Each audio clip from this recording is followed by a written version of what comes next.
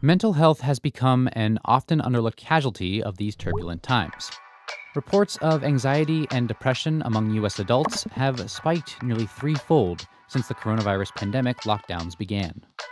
And amid the chaos, more and more people have been playing video games while cooped up indoors. Goodbye, Father. The industry is estimated to have brought in revenue of almost $180 billion over 2020, making it gaming's biggest year ever. But games aren't just idle amusements. Many players find that their sense of control and freedom, even in the darkest days of the pandemic, make video games a helpful tool in keeping up their mental health. Mental health has been a fraught subject for video games in the past. Exposure to violent video games is also bad for children. These games teach a child to enjoy inflicting torture. An addiction to video games, like many things, isn't healthy and has even been codified as a disorder by the World Health Organization. But after decades of contested research, there's still a lot of unanswered questions about how video games actually affect human behavior.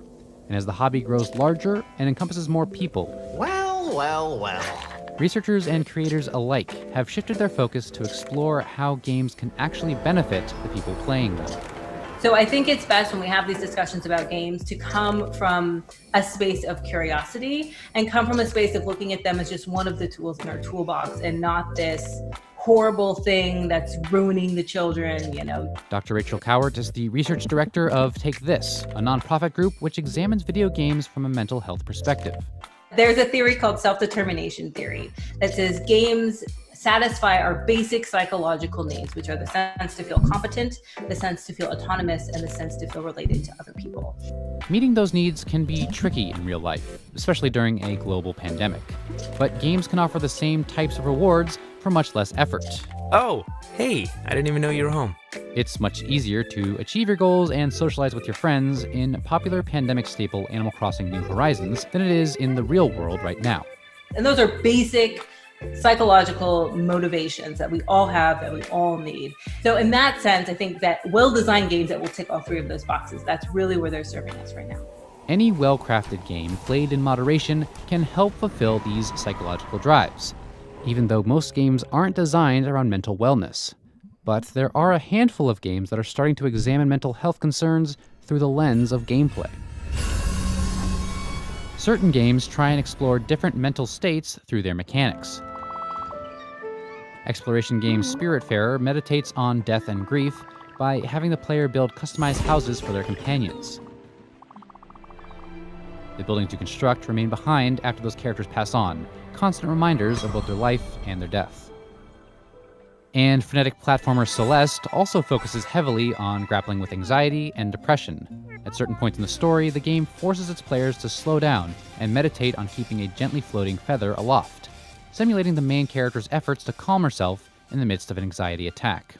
These mechanics can grant players who aren't suffering from these conditions a sense of empathy and understanding of how those conditions function.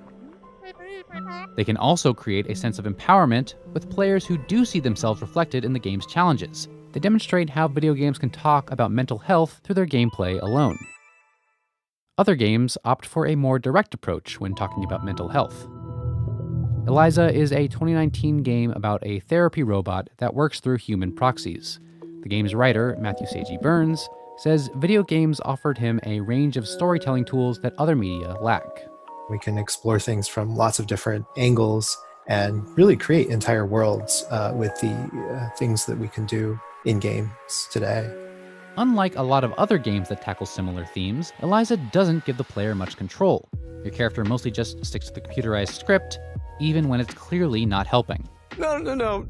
Look, I'm done with this. Like, I shouldn't even have come. This is making me worse.